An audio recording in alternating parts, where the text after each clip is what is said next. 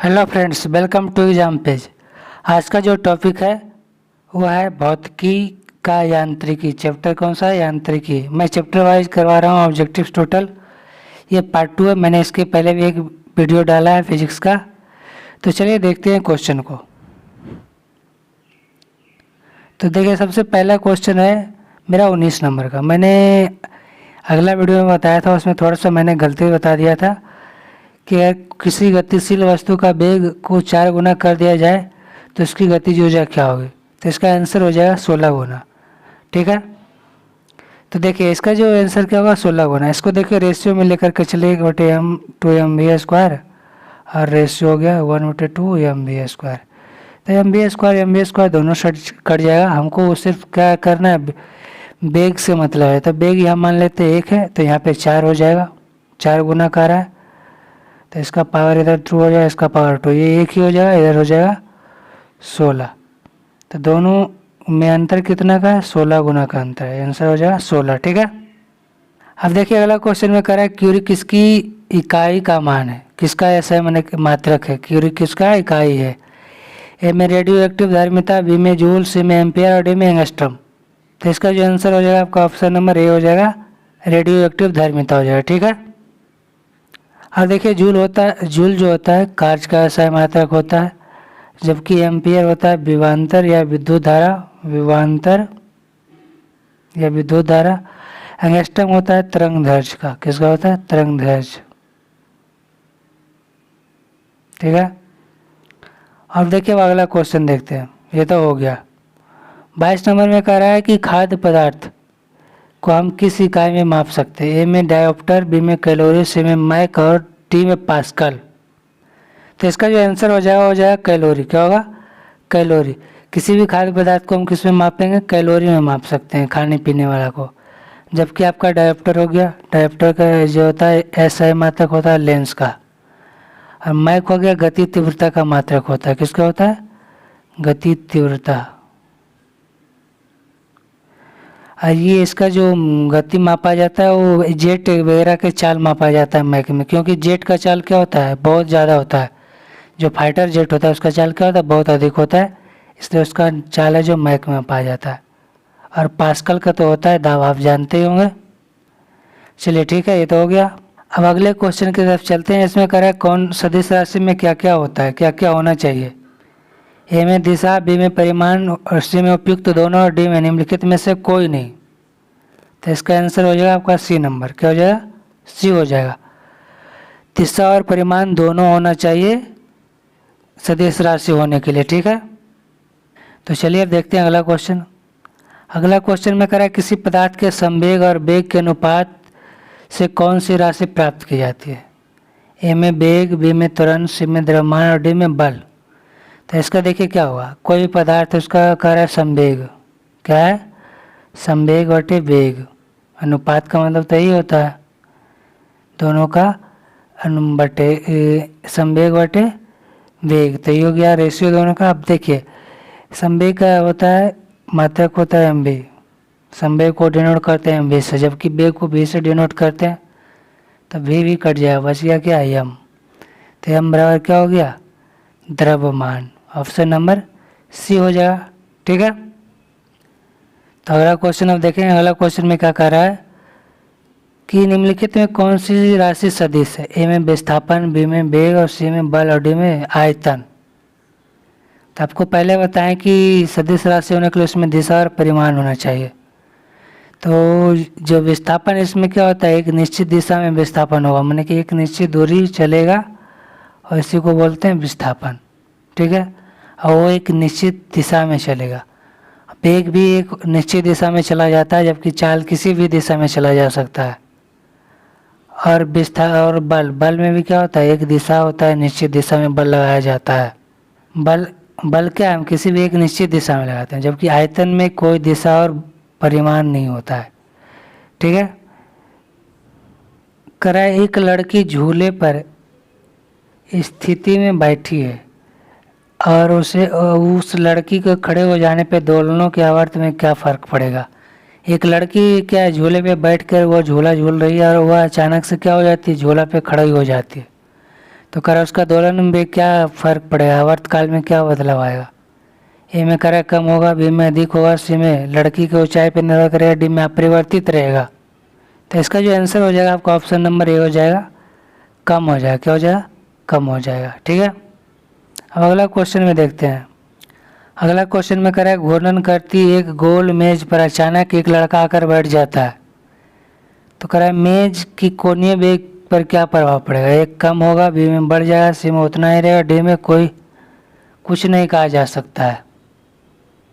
तो इसका जो आंसर हो जाएगा ऑप्शन नंबर सी हो जाएगा, उतना ही रहेगा। जब कोणीय वेग पूछेगा अगर तो क्या हो जाएगा, उतना ही रहेगा। अगर कोई गोल मेज घूर रहा है उस पर अचानक से कोई व्यक्ति बैठ जाता है तो कोणीय वेग में कोई बदलाव नहीं होता है। ठीक है, अब देखिए अगला कह रहा है किसी पिंड के द्रव्यमान और भार में क्या अंतर होता है, ये बताना है।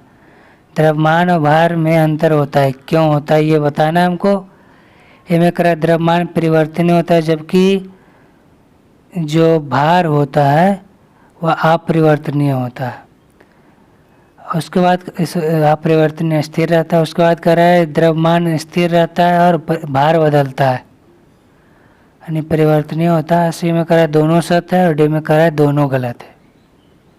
तो इसका जो आंसर हो जाएगा आपका ऑप्शन नंबर बी हो जाएगा। तो इसका आंसर क्या होगा, बी नंबर। द्रव्यमान स्थिर होगा लेकिन भार बदलेगा। कोई भी क्या है, एक मान ले जाए जैसे कोई वस्तु है वो 60 न्यूटन का है, ये पृथ्वी पे कितना न्यूटन का, 60 न्यूटन का। अगर उसी को चांद पे ले जाएंगे तो वो सिर्फ 10 न्यूटन का हो जाता है। तो भार है जो बदलता है, लेकिन जो अगर मान ले उसका द्रव्यमान अगर 10 केजी होता तो चंद्रमा पे भी द्रव्यमान उसका 10 ही केजी होता है और पृथ्वी पे भी उसका द्रव्यमान 10 ही केजी होता है। ठीक है, तो द्रव्यमान नहीं बदलता जबकि जो भार होता है वो हर एक जगह बदलता है गुरुत्वाकर्षण के अनुसार। जहाँ के जैसा गुरुत्वाकर्षण होगा उसी के अनुसार बदलते रहता है। अगला क्वेश्चन में कह रहा है जल में तैरना न्यूटन के किस गति नियम के कारण संभव है। ए में प्रथम नियम, दो में द्वितीय नियम, तीन में तृतीय नियम और डी में उपयुक्त सभी। तो इसका जो आंसर होगा क्या होगा, ऑप्शन नंबर सी होगा। क्या होगा, सी। न्यूटन के तृतीय गति नियम कहता है कि क्रिया के बराबर प्रतिक्रिया बल होता है। अर्थात कहने का मतलब हुआ कि अगर हम जल में तैर रहे हैं तो जल को हम ढकेलेंगे और विपरीत क्या है, जल हमको ढकेलेगा, इस वजह से हम तैर पाते हैं। तो न्यूटन का तृतीय गति नियम के अनुसार। ठीक है, अगला क्वेश्चन में कह रहा है कोई पिंड जब विरामावस्था में बना रहेगा जब तक कि उस पर कोई बाह्य बल नहीं कार्य करते, यह कथन किसका है। ए में न्यूटन, बी में आइंस्टीन, सी में आर्किमिडीज और डी में गैलीलियो।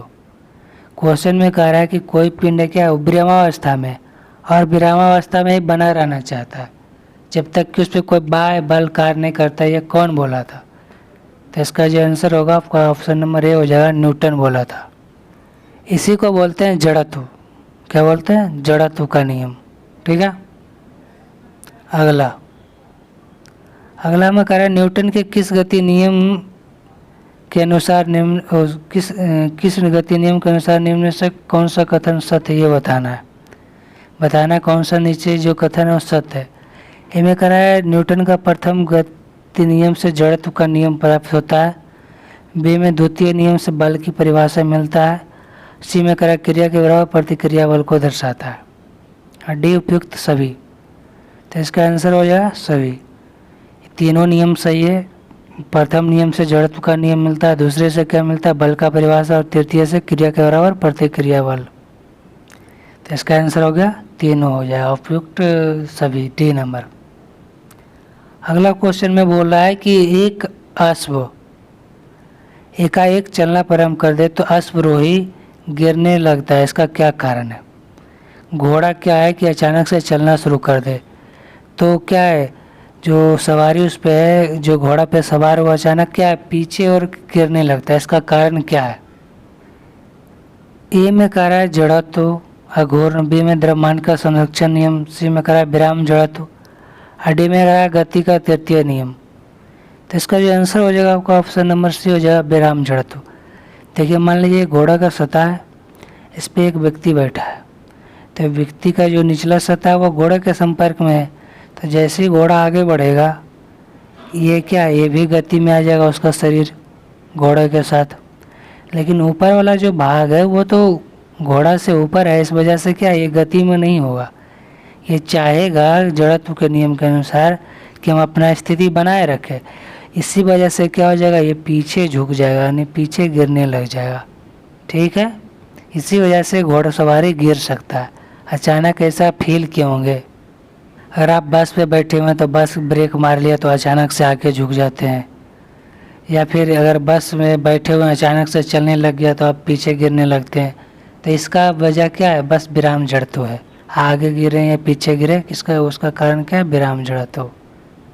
अगला क्वेश्चन में करा बल का गुणनफल होता है, किसका किसका बल गुणनफल होता है। ए में द्रव्यमान और वेग, बी में द्रव्यमान और त्वरण, सी में भार और वेग, डी में भार और त्वरण। तो देखिए बल का होता है एफ बराबर एम में होता है, फोर्स बराबर एम में। एम का मतलब हो गया द्रव्यमान और ए का मतलब हो गया त्वरण। तो देखिए कौन है, द्रव्यमान गुणा त्वरण। ऑप्शन नंबर बी हो जाएगा, द्रव्यमान गुणा त्वरण। ठीक है, 34 नंबर में देखेंगे हम, करा शरीर का वजन अधिकतम होगा कब, बताना ही स्थिति। यह पृथ्वी के सभी सतहों पर एक समान होता है, यानी कि सभी जगह व्यक्ति का वजन बराबर होगा। बी में ध्रुवों पर अधिकतम होगा, सी में विषुवत रेखा पर अधिकतम होगा, डी में मैदानी भागों की तुलना में पहाड़ियों पर अधिक होगा। तो इसका जो आंसर सटीक होगा आपका ऑप्शन नंबर बी हो जाएगा। क्या हो जाएगा, ऑप्शन नंबर बी। ध्रुवों पर जो होगा शरीर का वजन अधिकतम होगा, क्योंकि यहाँ पे जी छोटी जी जो होता है उसका मान अधिक होता है, और जबकि सबसे कम कहाँ होगा, ध्रुव पे, विषुवत रेखा पे होगा। सबसे कम कहाँ होगा, विषुवत रेखा पे। यहाँ पे सबसे कम होगा जी का मान, इसलिए शरीर का भी जो वजन होगा सबसे कम होगा विषुवत रेखा के पास। ठीक है, क्योंकि यह केंद्र से नज़दीक होता है पृथ्वी का, और केंद्र से जितना नज़दीक होगा जी का मान, छोटी जी का मान उतना ही कम होगा। हालांकि जैसे पृथ्वी के सतह हम ऊपर छोड़ करके ऊपर जाने लगेंगे तो जी का मान फिर घटने लगता है। जब तक कि हम पृथ्वी के संपर्क में रहते हैं तब तक, उसके बाद फिर क्या होता है कि घटने लग जाता है। पृथ्वी के संपर्क से जैसे जैसे छूटने लगते हैं जी का मान घटने लगता है ऊपर जाने पर। ठीक है, अब देखिए 35 में कह रहा है कि जल के आयतन में क्या परिवर्तन होगा, तापमान 9 डिग्री से गिर कर 3 डिग्री सेंटीग्रेड हो जाए। में कह रहा आयतन में कोई परिवर्तन नहीं होगा, बी में आयतन पहले बढ़ेगा पहले फिर घटेगा, सी में कह रहा आयतन पहले घटेगा फिर बढ़ेगा, डी में पानी जम जाएगा। तो इसका जो आंसर होगा आपका ऑप्शन नंबर देखिए क्या हो जाएगा, सी हो जाएगा। देखिए इसको क्लियर करते हैं। 9 डिग्री से जैसे यह घट के 4 डिग्री सेंटीग्रेड तक आएगा, तो इसका जो क्या होगा कि जो आयतन होगा धीरे धीरे घटने लगेगा। जल होता है उसका अणु क्या होगा, धीरे धीरे सिकुड़ करके ठंडा होने लगेगा ना, टेम्परेचर कम होगा तो क्या होगा, ठंडा होने लगेगा। और 4 डिग्री पे आएगा तो यहाँ पे जो घनत्व होता है अधिकतम और न्यूनतम दोनों होता है। जल का घनत्व अधिकतम और न्यूनतम 4 डिग्री सेंटीग्रेड पे होता है। ठीक है, और जैसे 4 डिग्री सेंटीग्रेड से नीचे जाएगा ये बर्फ़ बनना शुरू होगा, और इसी दरमियान क्या होगा, उसका घनत्व बढ़ना शुरू हो जाएगा यहाँ से। ठीक है, देखिए अगला क्वेश्चन करा 37 में करा एक व्यक्ति दीवार को धक्का देता है, उसे विस्थापन करने में असफल रहता है तो उसके द्वारा किया गया कार्य क्या होगा। में करा कोई भी कार्य नहीं हुआ, बी में ऋणात्मक कार्य हुआ, करा धनात्मक परंतु अधिक कार्य नहीं, डी में करा अधिकतम कार्य। तो जो इसका आंसर हो जाएगा आपका क्या हो जाएगा, ए नंबर, कोई काम नहीं हुआ। होता है कार्य बराबर एफ एस कॉस थीटा। क्या होता है F S cos theta. F तो है बल तो लगा रहा वो, लेकिन जो विस्थापन यस वो क्या है, 0 है, विस्थापन नहीं हुआ। तो बाकी सबको मल्टीप्लाई कर देंगे हम तो क्या हो जाएगा, 0 हो जाएगा। इसलिए इसका क्या गया कार्य क्या हो जाएगा, 0 हो जाएगा। ठीक है, 37 में करा एक नदी में चलता हुआ जहाज समुद्र में जाता है तो क्या होगा ये बताना है। ए में करा स्तर पहले जितना रहेगा जहाज का जो स्तर है, बी में करा थोड़ा ऊपर आएगा, और सी में करा थोड़ा नीचे जाएगा, डी में करा इनमें से कोई नहीं। तो इसका जो आंसर हो जाएगा आपका ऑप्शन नंबर बी हो जाएगा। थोड़ा क्या होगा, ऊपर चला जाएगा। क्यों, क्योंकि जो नदी का जल का घनत्व होता है थोड़ा कम होता है, क्योंकि वह खारा नहीं होता है। नदी का जो जल होता है वो क्या होता है, खारा नहीं होता है, इस वजह से इसका घनत्व कम होता है, ठीक है। जबकि समुद्र जो होता है उसका जो जल होता है वो खारा होता है। क्या होता है, खारा होता है। ये नहीं होता, ये खारा होता है। खारा होने के कारण जल का जो घनत्व होगा यहाँ पे अधिक होगा, इसलिए जहाज क्या होगा, थोड़ा ऊपर आ जाएगा घनत्व अधिक होने के कारण, ठीक है। 38 नंबर क्वेश्चन में करा है कि पानी का जड़त्व घनत्व अधिकतम किस ताप पे होता है। ए में 4 डिग्री सेंटीग्रेड, बी में 4 केल्विन और सी में 4 डिग्री फ़ारेनहाइट और डी में करा -4 डिग्री सेंटीग्रेड। तो इसका आंसर हो जाएगा option number A -4 degree centigrade. यहाँ पे अधिकतम और न्यूनतम दोनों होता है, पहले भी हम बता चुके हैं। अब देखिए 39 में करा है कि वस्तु की मात्रा बदलने पे अपरिवर्तित हुआ। क्या है जो नहीं बदलेगा। ए में आयतन, बी में भार, सी में द्रव्यमान और डी में घनत्व। देखिए अगर हम कोई वस्तु है उसका अगर मात्रा को बढ़ा दें, मान लीजिए इतना पहले था, अब ये ऐसे हो गया, इतना बड़ा हो गया, तो मात्रा उसका बढ़ गया, बदल गया। तो देखिए यहाँ पे क्या होगा कि आयतन तो बढ़ गया, जगह ज़्यादा छेक रहा है, तो ये नहीं होगा। भार भी बढ़ गया, ये भी नहीं होगा। द्रव्यमान जो होता है, भार या द्रव्यमान, वो भी बढ़ जाएगा, क्योंकि ये बड़ा अधिक स्पेस और अधिक बड़ा हो गया, इसलिए इसका द्रव्यमान भी हो गया। तो लास्ट बचा क्या, डी। इसलिए इसका आंसर क्या हो जाएगा, डी। देखिए इसमें क्या होता है, घनत्व बराबर होता है द्रव्यमान बटे आयतन। कितनों द्रव्यमान बढ़ाएंगे तो आयतन बढ़ेगा, उसी के रेशियो में दोनों बढ़ेगा, इसलिए क्या होगा, जो घनत्व होगा वो तो नहीं रहेगा, बढ़ेगा ही नहीं, ठीक है। क्योंकि दोनों साथ साथ वेरी करेगा, द्रव्यमान और आयतन दोनों एक साथ वेरी करेगा, इसलिए कोई बदलाव नहीं होगा, इसलिए घनत्व हो जाएगा इसका आंसर, ठीक है। अब देखिए लास्ट क्वेश्चन में करा है बांध के नीचे की दीवार मोटी बनाई जाती है, क्यों। जो बांध होता है डैम वगैरह, उसका दीवार होता है नीचे मोटा बनता है, हालांकि ऊपर थोड़ा पतला रहता है लेकिन नीचे मोटा होता है।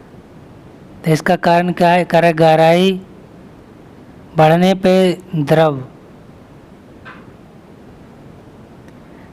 का दाब बढ़ता है। यहाँ पे द्रव का दाब होगा, यहाँ पे क्या होगा, द्रव का दाब बढ़ता है।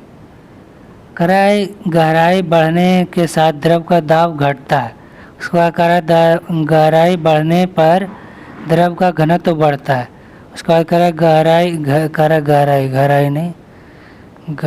ठीक है, बढ़ने के साथ द्रव का घनत्व घटता है।